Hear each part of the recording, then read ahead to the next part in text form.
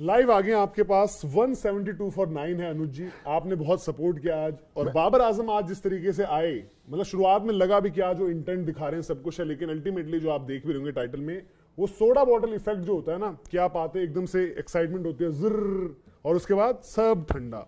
तो कुछ उसी तरीके से देखने को भी मिला आपको। और जो हम बात कर रहे हैं, ड्रॉप है, आउट नहीं है, पर मैच तो अभी खैर हुआ है।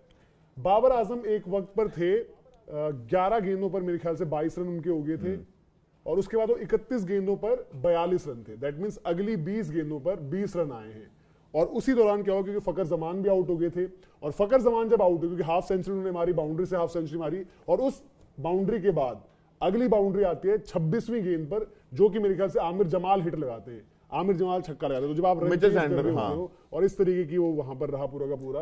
पता है फखर जमान जब बैटिंग कर रहे थे ना, तब ऐसा बिल्कुल नहीं लगा कि पाकिस्तान के रन नहीं आ रहे हैं। वो क्यों? क्योंकि उनकी बैटिंग आ रही थी। 25 बॉल में उन्होंने मारे रन, और द मोमेंट वो आउट होते ना, तब उसके बाद में लगा कि हाँ पाकिस्तान फंसा हुआ है। तो ये समझ में आया कि यार फखर जमान बैटिंग करते करते कोई दिक्कत नहीं हो रही थी, लेकिन जब वो आउट हो गए उसके बाद में कोई खड़ा नहीं हुआ। बाबर आजम ने पिछले मैच में भी वही, अब कोई बोलेगा 17 ओवर तक आप बैटिंग करते आ रहे हो, लेकिन आप मैच नहीं जिता पाए। आप बैटिंग कर गए, आपने 50 एक और जमा ली, कहने को लोग जरूर बोलेंगे कि 2 मैच में 2 50 है बाबर आजम की, लेकिन क्या इन दोनों मैच में जीत है?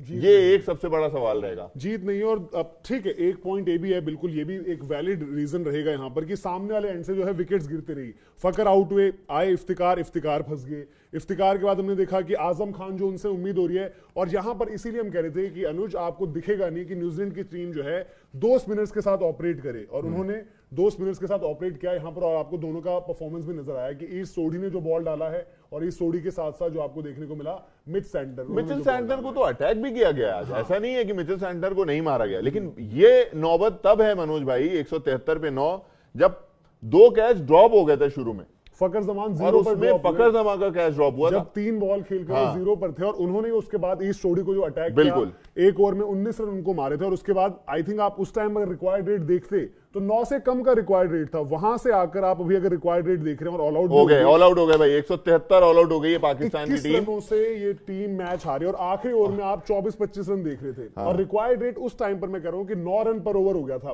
फकर जमान बैटिंग कर रहे हैं, बाबर आजम बैटिंग कर रहे हैं, तो ये बात बिल्कुल जो आप भी कह रहे हो, ये तो वही होगी कि फकर जमान और नथिंग।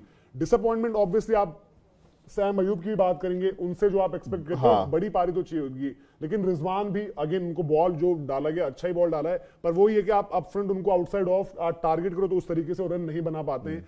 पर बाबर आजम और ये पार्टनरशिप भी आप देखोगे, जो ये पार्टनरशिप लग रही थी, और इस दौरान लगा कि सब चीजें इनके लिए आसान होगी। 87 रन सिर्फ 49 गेंदों पर बाबर का जो हमने बोला कि अगर आप इनिंग्स ब्रेकडाउन देखोगे, तो बाबर आजम का इनिंग्स ब्रेकडाउन रहा कि शुरुआती 11 बॉलों पर तो 22 रन, उसके बाद जब उनका स्कोर उस वक्त पर था कि 31 गेंदों पर आप 42 रन। तो दैट मींस क्या हुआ, अगली 20 गेंदों पर सिंगल खेल के 20 रन आपके आ रहे हैं आपके। हाँ, और वहीं पर आप मैच में पिछड़े। उसमें आप ये भी है कि उस 20 गेंदों में क्या आपके पास में इंटेंट दिखा है बाउंड्री हिट करने का, छक्का लगाने का, जो